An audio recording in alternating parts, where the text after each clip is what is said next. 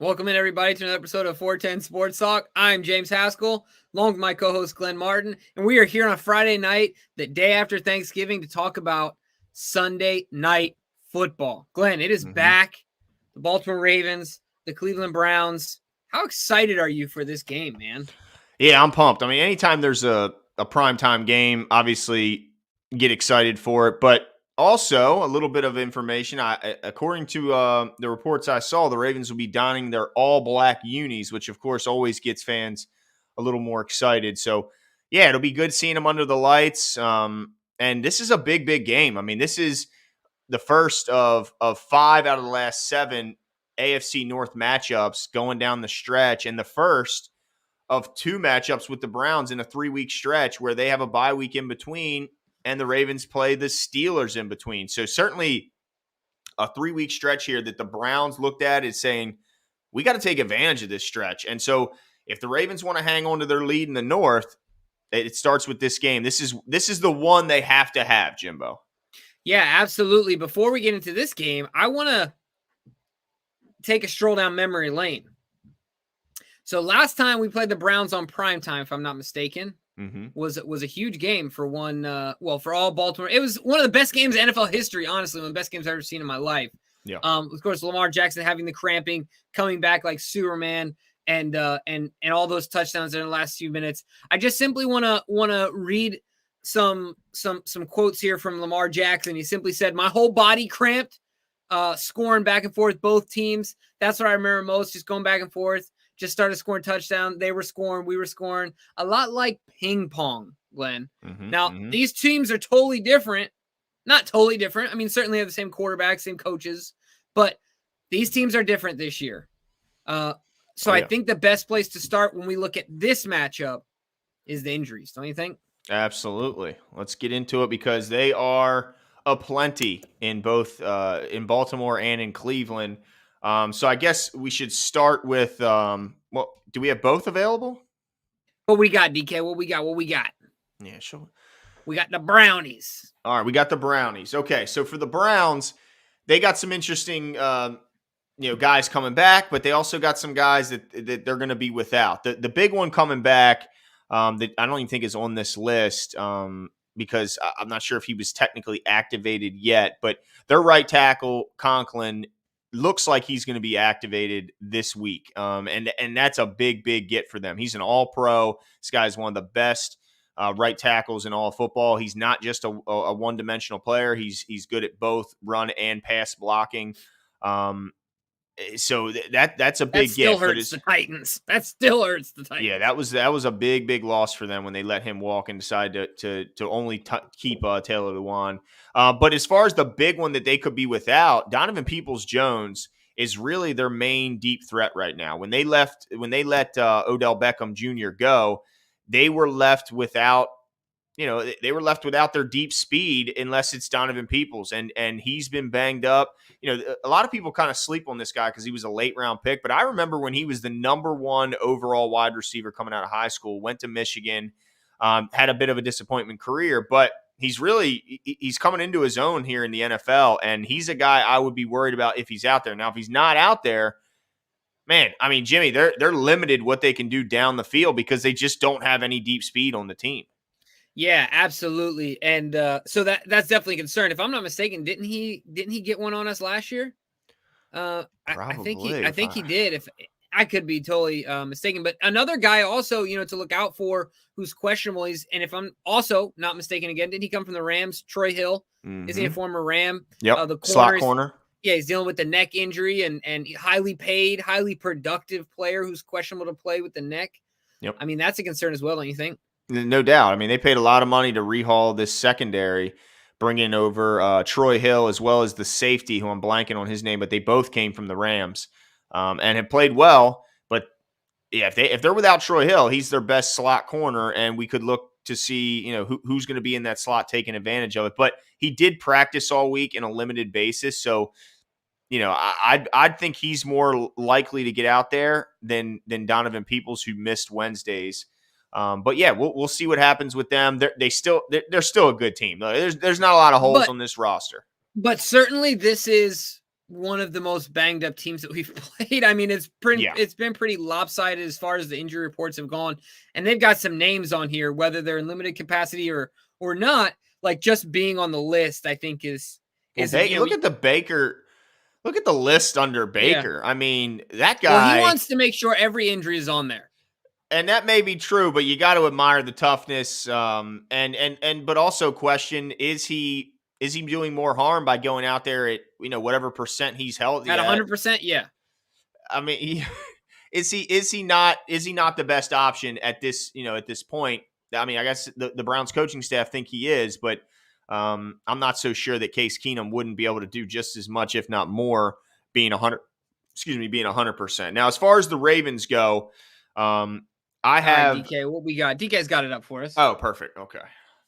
He's coming through clutch here, but certainly we got some big names. Another grocery list when it comes to the Baltimore It Ravens. always seems to be. I think that. John's just getting a chuckle out of it at this point. Like he's just not maybe. a chuckle. Yeah, I But guess what that's I'm all saying you is can like, do at this is there point. a little bit of strategy at this point? Like just write everyone so they don't read anyone. Isn't that what You know what I'm I think New England does that? If you have anything, you're on their injury report. It's typically a book. Yeah. But Now before we go through this whole grocery list here, yeah, the biggest name on here that everyone's got to look out for is Miles Boykin. You know, he's got a finger issue.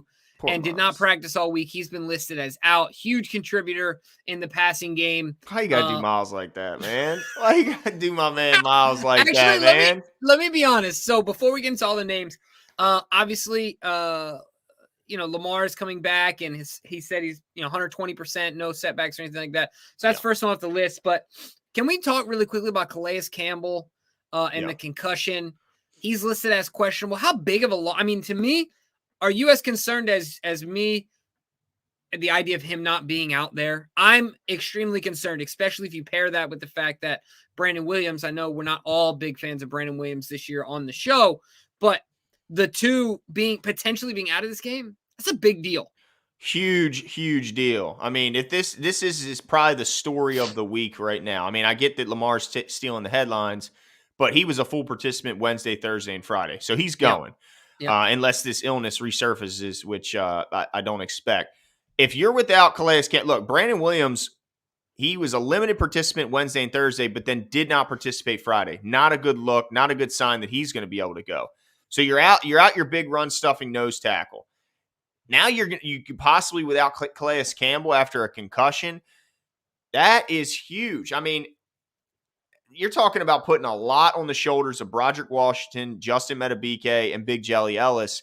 And with their offensive line, the Browns' offensive line getting healthy, with Kareem Hunt coming back, Nick Chubb's now got a few weeks under his belt from his injury coming back, and they have depth there. I mean, they got Johnson, the back who filled in when those two were out. He played well when they were out, so they're going to look to run the ball and keep the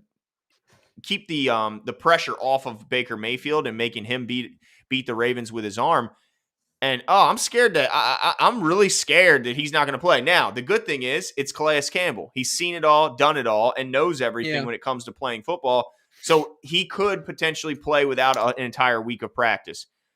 Yeah, the biggest question, I'm not worried about him coming out on the field. The biggest issue is, can he get them questions right? Can he clear protocol? Yeah. Right. I mean, that's a struggle, certainly. And, we want him to be healthy and safe first and foremost.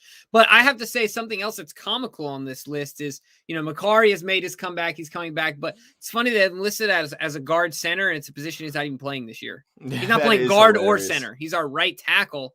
And they don't even have it listed. But, we got some guys that are coming back. Look at the secondary, Jimmy. Yeah. Who is playing in the secondary? Jimmy didn't practice all week.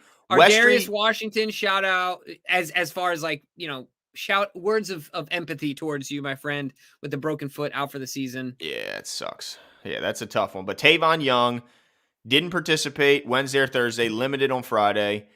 I mean, Westry didn't participate Wednesday or Thursday, limited on Friday. Jimmy didn't practice all week. I mean, who is going to be in the secondary for the Ravens this week? Well, I guess we'll have to figure that out in my breakout player of the game. Yeah. I can get that's a little bit of foreshadowing and not very coded because there's pretty much one big name missing from that list I just read. But so needless to say, it's another. Chris Westry is still nursing a fractured ego. Yeah, maybe that's it. Jeez. Yeah, this is another banged up week for the Ravens, and it's not going to get any easier. You're talking about a tough game after tough game after tough game from here on out. It's pretty much the playoffs have started now, right now. So Yeah. yeah, another week of talking about who's going to play, who's not going to play. But let's get more into some of the numbers here, Jimbo. Yeah. Let's start breaking down a little bit of the stats. I'm going to start with the Cleveland Browns because we all know what the Ravens do and don't do every Sunday. So offensively, they rank 12th right now in the league in yards. They are 6th in the league in turning the ball over. They have 11 turnovers so far this year as an offense. So certainly has some opportunity there to maybe turn them over and change the game. Passing wise, they're 25th in the league passing, and they are first in the league in rushing. So you can see this is a team that wants to lean on that run game. And I'm sure that the injuries to Baker have made this a more, it's a more desperate need to lean on that run game. And they're certainly going to be doing that, especially if Calais and or Brandon Williams are also out of the game. They're not just first in the league in rushing yards. They're also first in the league in rushing touchdowns with 17 touchdowns on the ground so far and only 11 through the air. So they definitely want to move the ball on the ground and they want to finish drives on the ground, no doubt about it. Defensively, actually, no. Let's get into let's stay on the offense and start talking about some key players to look out for, Jimbo. Yeah, absolutely. I mean, I think that there's a lot of them. Did I just go out of order? It's okay. You did. That's okay. But it's okay. We'll stay on the defensive end. I knew what you meant, and look at the defensive players because still my comment applies. There's a lot of them, and you can't go any further than, of course, their former number 1 overall pick in Myles Garrett, but you also can't leave out his running mate who's had a relatively good season, especially in the run game. Talking about Jadeveon Clowney, and then of course the other guy in the back end, Denzel Ward is and look, honestly, we're leaving names out. Troy Hill, we already talked about. Delpit's having a good year, and I'm sure there's others. Yeah, that they. My point is that, guys, anytime we have 3 and more on the list, you can rest assured it's a pretty stacked defense that the Baltimore Ravens are going up against. So yeah, it's definitely going to be an interesting game. Garrett concerns me most on this list, but I do think that the guy that we had on the show that we'll be putting our preview show out, a guy from the Browns Wire we had on the show, talks about how the Ravens and Lamar's style kind of mitigates the impact of Myles Garrett. Yeah. He still scares me the most on this list, especially the way we've been passing the ball more and Lamar's been holding the ball more. Is there, do you agree with me there? Is there anyone else in that defense that scares you as much as Myles Garrett? No, there's not many players in the league that scare me more than Myles Garrett. I mean, this is a guy who's so gifted athletically. He could have really picked any sport, and he would have been really, really good at it. I mean, there's really nothing this guy can't do from a physical standpoint. And defensively, look, they're not really living up to the type of team they have as far as certain specific categories. So they don't turn teams over very often. They're 25th in the league. They've only forced 10 turnovers. That's not what you would expect from a team that has that kind of pass rush that can force that kind of disruption. Now, where they are good, they're top 10 in against the pass. They're 8th against the pass, giving up 2,300 yards so far. But yet they're 29th in passing touchdowns. They've given up 21 passing touchdowns and just 7 picks. So it's kind of interesting there. And the same can be said about their run defense. They're 8th in the league yardage wise, but yet they're 18th touchdown wise. So it's kind of an up and down look for them. And they're so athletic, so talented defensively. But what's interesting is when you talk about the second person on their team as far as sack ranking is Jadeveon Clowney with 3.5. But first is Myles Garrett with 13. So you talk about, he's clearly their best defensive player, even though there's tons of good players on their defense. So he's got to be your focus because he's not just a guy who, he's a great pass rusher, but he can absolutely wreck the game rushing wise too. You can't beat this guy in a foot race to the sideline. You just can't do it. And he's a defensive end. So he scares the absolute heck out of me. But don't sleep on Clowney too, because he's obviously a number 1 overall pick as well. Yeah, so I gave a soft introduction, folks. I'm doing this live on air. Glenn does not know this. DK does not know this either. I gave a soft introduction to a new segment to the show. And I think it's worth repeating. So we're going to give it a 1 week extension. Last week, I asked you guys if TJ Watt could beat Jake Paul in a fight. So now every week we will pick a player from the opposing team and figure out whether or not they can beat Jake Paul in a fight. Because Jake Paul was in a little bit of a Twitter spat with Myles Garrett. Is there any way Jake Paul beats Myles Garrett in a boxing match? Never in life. Never. And let me tell you why. He was training. Myles Garrett was training in Cleveland with Stipe Miocic, the former heavyweight UFC champion, and a storied career in UFC. Stipe Miocic said if this guy decided he wanted to be a full-time UFC fighter, he would wreck the entire UFC. That's how this guy is just so big, so strong, so athletic. I mean, you name it, he's got it as far as physical standpoint. There's really nothing he doesn't have in his toolbox. So yeah, no, he would destroy him. But he's making a handsome living doing what he's doing now, and he doesn't have to be punched in the face repeatedly for it. Yeah, he's doing just fine. But I'm excited to keep this one going. But I agree with you 100%. Not a chance. Not a snowball's chance in hell. Isn't that how the saying goes or something like that? Yeah, it sounds right. Absolutely no chance. He has a worse chance than his older brother has of beating Mike Tyson. That's how bad I think Myles Garrett would beat the living everything out of that kid. So anyway, all right, on to the next. We're going to talk about our Baltimore Ravens. We've talked about their defense. Now let's talk about how our offense matches up to them. A relatively prolific offense this year when Lamar Jackson is out there. With Lamar out there, excluding the Tyler Huntley game, we were second in the league in overall offense. All things included so far, we're averaging 24.7 points per game, 421 and a half yards per game total.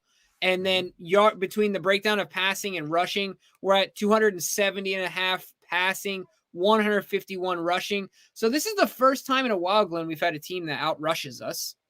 It's pretty rare. We still get a lot of rushing yards. But it's going to be a real interesting one because styles make fights, right? The matchup is interesting in that Lamar's had success against this defense. Lamar's played against Myles Garrett and the offense, the impact of Myles Garrett. He has not wrecked a game against the Baltimore Ravens. And I think Lamar, just like every game, he's coming in with a lot of confidence, feeling rested, and looking forward to it. But I want to talk about some keys to the game offensively. And Glenn, I'm going to pitch the mic to you here because you said something off air that you aired some grievances that I would like for you to do so on the show as well. Yeah, absolutely. I think from now on, my offensive and defensive keys will remain the same no matter the opponent until I see something different. So offensively, it's going to stick third down. It's going to be all about third down because we see when this team plays well on third down, they typically win the game. And when they play poorly, it doesn't go so well. You just have to look just back at that Dolphins game where I think they were 2 for 13 on third down. How are you ever going to win a game when you're 2 for 13? I believe, if I remember correctly, they started 0 for 9. You ain't going to win many games if you fail to convert your first 9 third down opportunities. That's a lot of punting and a lot of exposing your defense to big plays and to just to exhaustion is what it tends to be in the fourth quarter in those games. But if they play well on third down, typically that leads to a win. But overall this year, they've been a disappointment. They're 26th in the league, converting third downs at a clip of 35. I think it was 35%. That's not, since Lamar's been here, that's not the MO of the Baltimore Ravens. They are the third down machine. They're a team that, if they can't get it through the air, they'll get it on the ground. Whether that's handing it off on third. Remember when in 2019, the Ravens would hand it off on 3rd and 5. Yeah, that's 3rd and 8 sometimes. That just tells you the confidence they had, and when that wasn't working, they'd throw it through the air for the first, or ask Lamar to take off and scramble if it wasn't there. This year, the offensive line is not playing well. The run game outside Lamar hasn't established itself, and I think that's leading to a lot of 3rd and medium and 3rd and longs.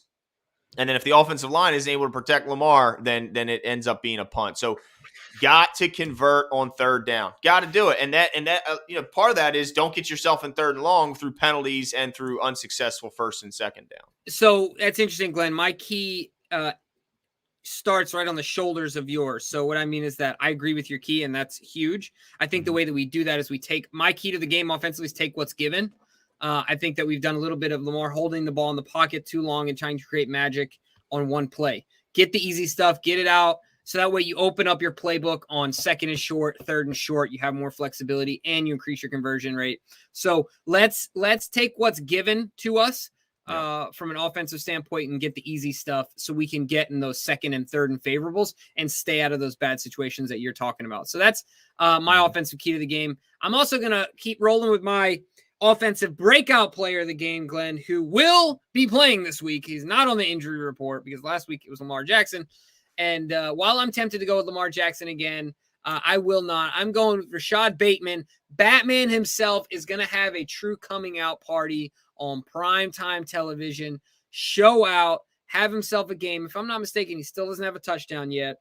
I'm saying 5 to 6 receptions, 85 yards and a touchdown. Rashad Bateman. Sound very confident. Well, Hollywood's coming back, but I think he's getting in the end zone, having a great game this week. Okay. I certainly hope you're right. I think this is a game, hopefully, if it goes well, I think the Ravens want to lean on them. I think they want to impose their will and play physical with them up front and wear down Myles Garrett and Jadeveon Clowney with a run game. And then off that run game, do some play action and try and sneak a big play in there. And for that reason, I'm going to pick Hollywood. I think Hollywood, both him and Lamar took the week off, got themselves, ready to go, a little bit of rest. And I think this week they come out and they hit some big plays down the field off that run game that I hope is kind of rejuvenated, because I was listening to Roman's presser a couple weeks back, actually, and he was talking about the difference of, because he hears it. He hears fans go, why don't you go up tempo to start the game? It works so well in these moments. Why don't you start the game that way? Or why don't you do this? And he said it's just such a hard balancing act. Do you use your best runs early, or do you try and this is his words, do you use your best runs early or do you wait and wear them down a little bit, then hit them with your best runs in the second half? Do you go up tempo early, or do you try and wear them down a little bit with the run game and then go up tempo when they're out of breath? So I think a lot of that decision making, fans kind of overlook those, possible other ways of doing things. And I think that this week Roman uses that run game to wear these guys down and hopefully slow down that pass rush, and then they eat those big plays later in the second half, and I think Hollywood is the recipient of that. All right, I like it. I mean, either way, I think we want to both the ball out, but let's change over to the other side of the coin. The other side of the coin here, Glenn, and we're going to compare the Browns offense to the Ravens defense and see how that matchup favors, or which team it essentially does favor. So, Glenn, what do you got from the Browns stats standpoint offensively? I know I kind of jumped. Yeah, I mean, I pretty much talked about them earlier when I jumped out of order. This is a team that just number one in the league in the rushing game. I mean, they're number one in rushing yards. They're 25th in passing yards. They're number one in rushing touchdowns. They're 26th in passing touchdowns. So it's clear that this team wants to move the ball and finish drives on the ground. Now, of course, they're going to sprinkle in that play action game, and they're going to need to keep Baker in rhythm as well as upright, because if the run game isn't going and they just try and drop back and pass, I don't think this passing attack is where it needs to be to really threaten you. So they need to have a good run attack. Now, here's the good news. That number one rush offense is running into the number two rush defense in the league. And really, you can't do it. But if you could take away a couple of big plays, I mean, the rush defense hasn't been bad all year. They just had a couple games where they gave up big plays. There was, the big play. I think Nyheim Hines hit him late in that Colt game after Jonathan Taylor caught the screen earlier. I think Nyheim Hines gashed him. It was either Hines or Marlon Mack. They've had those big chunk plays, but outside of those chunk plays, they played the run relatively well. Now, a lot of that may hinge on whether Calais and Brandon Williams are out there, because if they're not, then this number two rush defense ain't going to look like a number two rush defense if missing both those guys. But the encouraging thing is that their strength is running into our strength. So in that regard, at least the Ravens can kind of have a little confidence going into at least their strength hits our strength, and we'll see, who wins, the rock or the hard plays. Yeah, absolutely. That's what makes this matchup so intriguing, right? At least on this side of it, it's going to be really interesting. So some players to watch out for, Glenn. First and foremost, we got to start right under center. They got a true gunslinger, franchise quarterback, future Hall of Famer type guy in Baker Mayfield that we're really going to have to look out for, right? As you sneeze into your shirt, bless you, bless you. He's really coughing and he's saying BS, BS. That's what he's really doing, and I agree with him. Obviously, I'm being facetious, hyperbolic, any other word you can say to explain that I'm just exaggerating and just not telling the truth here. I don't feel those ways about Baker Mayfield, and I'm not concerned about Baker Mayfield at all. In fact, I would be more concerned if Case Keenum were under center. But the guys you really have to look out for, of course, Nick Chubb, Kareem Hunt, Austin Hooper, Jarvis Landry, just name a few. You talked about Peoples-Jones. And David Njoku. Yeah, Njoku. I mean, the three tight ends that they have might be the three, the best unit in the NFL as far as Njoku, Hooper, and then who's the other kid? Bryant. Who's Florida International. He's a great pass catcher. Yep. So yeah, I mean, a lot of guys on the offensive end, just like the defense, for the Ravens to look out for, certainly.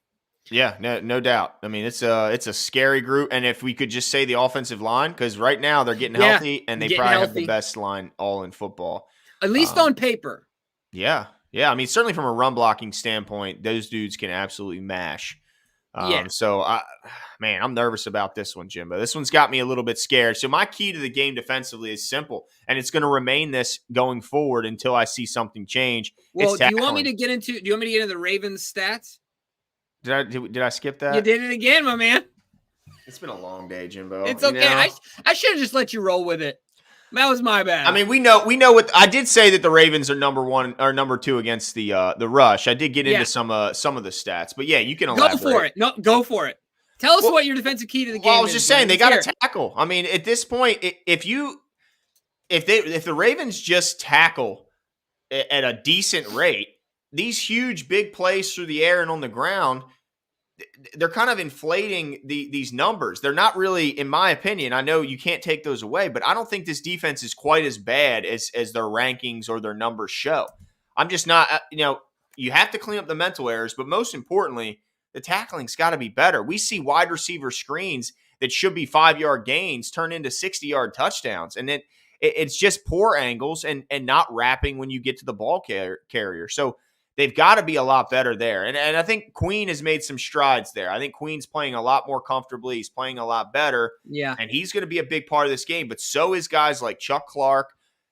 Brandon Stevens has got to take better angles because I think once he gets there, I think he's a pretty good tackler, and he's certainly not afraid of contact. But he oftentimes will take a poor angle where he just takes it too shallow of a direct line there, and he ends up giving a bigger play than I think needs to be. So Chuck Clark, Stevens, and I think Patrick Queen are the three that I'm really looking for to have a big game. I think if all three of those guys tackle well, then I think the Ravens end up having a pretty good defensive performance. Interesting. So, and I like it. I like the stance you're taking there, both offensively and defensively. What I'll say is that pressure up the middle is everything when it comes to Baker Mayfield. I've said this before, but he often thinks that he is Russell Wilson, and he's not Russell Wilson. So if you pressure him up the middle, Russell Wilson isn't Russell Wilson right now. Anyway. All right, appreciate Davon. Look, and just to touch on what Davon said since we put his name up there, Dalen Hayes, he's saying we need a missing report for Dalen. Dalen apparently had to get a cleanup procedure done on his knee after they were hoping he'd get him back, and then they realized that it wasn't just the ankle. He had some knee that he had to get cleaned up. So John said he expects him to be back in the next few weeks. Yeah, absolutely. But so pressure up the middle is crucial for the Baltimore Ravens. I think that once you get him rolling out to the outsides, he makes lots of mistakes, and that will leave him open for my defensive player breakout of the game, or defensive breakout player of the game, and that is Marlon Humphrey. I'll say one thing, Glenn, that I was thinking about earlier today.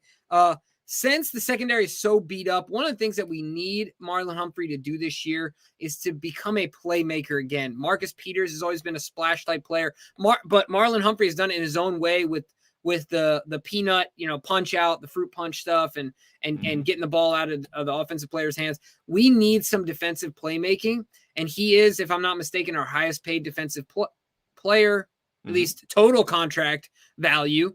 And certainly one of our all pros and one of the guys we depend on every week. And we need him to be a bit of a playmaker. So I'm expecting him to get his hands on a football, cause a turnover, both either in fumble fashion or interception this week, and step into that playmaking role. And how do you think they deploy him? Because we've seen Marlon all over the field, depending on the situation and the matchup. Well, he did a good job against Gesicki.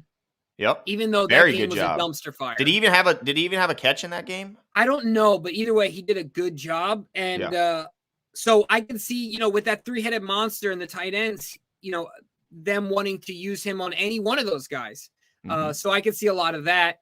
And he's certainly going to play his fair share of snaps against Jarvis Landry. And I was going to say that matchup is fun. They're both physical guys, and he doesn't have to worry about Jarvis running past him, so they can really duke it out at the line of scrimmage and do what they like to do and get physical both offensively and defensively. So who do you have as your defensive player of the game? Yeah, I got Pat Queen. I've been impressed with him lately. I think he's he's leading our team in tackles for loss, and a lot of that has come over the last few weeks when he's able to they put him in a role where he's not asked to do quite as much as far as a mental standpoint. They let Bynes take over that middle linebacker role, let him slide over to the Sam spot, and I think what he's done is it's allowed him to play a little bit more on instinct instead of trying to think too much. He was thinking way too much, and it was causing him to play slow, get caught in a bunch of belly buttons of the big fellas. And now he's just able to let his athleticism kind of shine, and I think he's going to do it. He's got to, because if he's not the guy, I'm worried about this team, because we need a fast, athletic guy to handle guys like Kareem Hunt and Nick Chubb. I mean, you showed the picture of Nick Chubb running in high school. This isn't a guy who's just big and plodding. No, this is a track star with a bodybuilder's body. Like, this guy is big and fast, and so is Kareem Hunt. So you need some athleticism there. And so, man, I'm picking Queen to be my breakout player, but part of me is just hoping that he is, because I think if he plays well, then the defense plays a lot better than if he plays poorly. I think if he plays poorly, it's going to be a long day for the defense. Fair enough. Yeah, I like it, and hoping for the same. I like it and I don't like it. Yeah, you don't have a lot of confidence in Pat Queen? I'm just struggling with Patrick Queen these days. I know he's leading our team in tackles for loss and this, that, and the other, but I get tired of him tackling like a DB that's just an instant, like, dude, are you kidding me? So, but I like it, and I hope that he keeps turning the corner. So let's get right into what you're all here for, and that is our over-under competition and our predictions of the show. But before we do, really quickly, now that I have your attention, we're going to get into Symbol. As you guys know, the show is made possible via our partners at Symbol. SIMBULL. .app. Yeah, because a lot of people thought it was like Symbol and SYMBOL, but it's Symbol. And like a bull in a china shop, like a bull. Yes. And Jimmy, tell them how good that Ravens stock is treating us as of late. Yeah, absolutely. The Baltimore Ravens, I'll tell you what, the folks in Symbol are sweet on the Baltimore Ravens, because we are making a killing right now on the Ravens. And then, of course, last week we got some payoffs because the Ravens won. And just so you guys know, if you're new to Symbol or you haven't used it before, you win money in two ways. That is by buying stocks of your team and then watching that stock rise. And then also game winnings each week, you will get a payout just like you would a dividend with a regular stock. So the Baltimore Ravens are doing well for us. We got the Cowboys, we got the Raiders, we got the Bengals. Bengals are doing well for us. I tell you what, it was really fun last night, Glenn, because I was sitting at home watching the Raiders beat up on the Cowboys, thinking, well, our Cowboy stock is going to go down, but doesn't matter. Our Raiders stock is going up, and we got a win payout from the Raiders. So either way, we were making money. If you guys show me another scenario in sports gambling where no matter who wins, you make money, you let me know. But you certainly can with Symbol. It's a blast. We have a lot of fun with it. Go make real money in sports, right, Glenn? Yeah, I mean, why waste your money diving into the world of the stock market if you're not really that versed in it, but what you do know is sports, and this isn't just the NFL. You can bet on all the major sports as well as college football. And instead of investing your long-term money in something that you're not even sure, is this a smart play? Is it? No, go with what you know, and that is sports, and pick a young team that either has a young stud of a quarterback or some, and ride that out. Put some money in their stock, and in 5 years, boom, you've made a whole bunch of money. So certainly something to think about.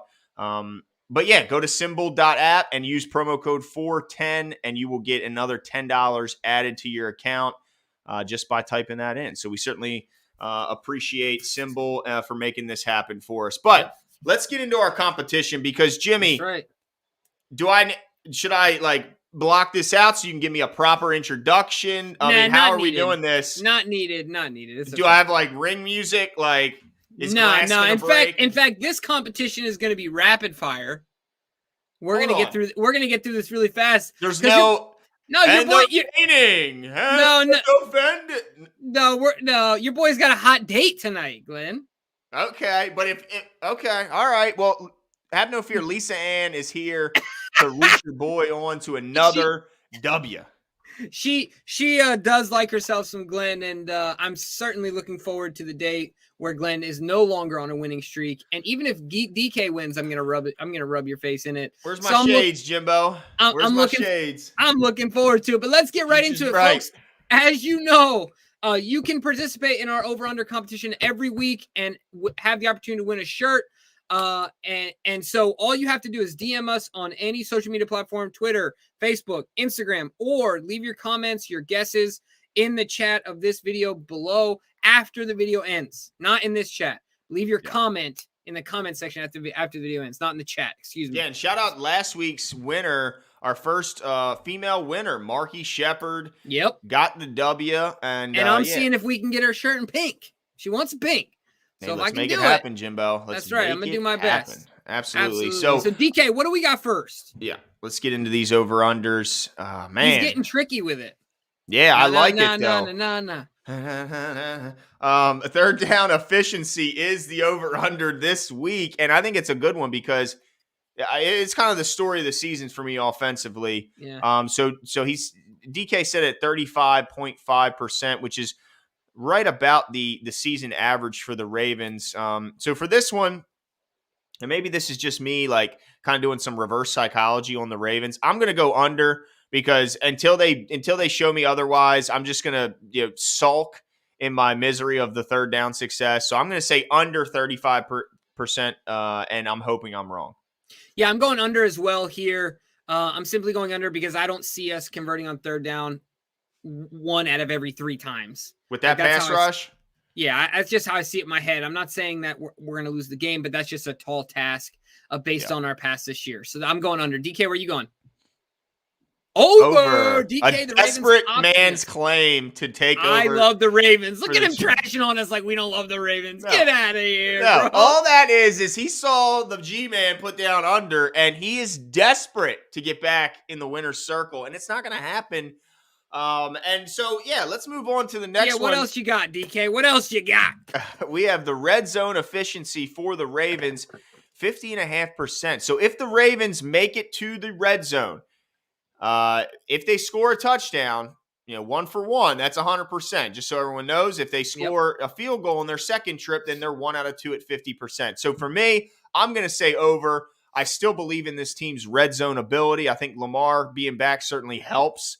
One of the best red zone quarterbacks in the NFL, period. No doubt about it. If not the best, because of his legs and his decision-making in the pocket. So I'm going to say over 50.5. I think they score on about 75%. Yep. I need a that was easy button, because yes, I agree with you 100%, Glenn. That was easy. I appreciate the freebie, DK. The Ravens are going to be over in their red zone efficiency. DK, where are you going? You probably don't love the Ravens that much. Oh, you do. Okay. All right. There we go. That was a bit of a layup for everyone, but let's see if it that could be the one that turns it for the fan competition here if they go under that number. Absolutely. What's next, DK? What do we got for defense? Browns rushing yards at 154.5. That is slightly under their average offensively. I think they're at 156 or something of that nature. Gosh. And you know what, Glenn? That is a lot of yards. A lot of yards. And I'm saying the Baltimore Ravens are giving up more than that. What? I think they're gonna get gashed. I think we're gonna get Is it gashed. Baker's Now, legs? look, no, I think it's all on the track star that is Nick Chubb. Okay. And so I think the Ravens will get gashed for a little bit over that.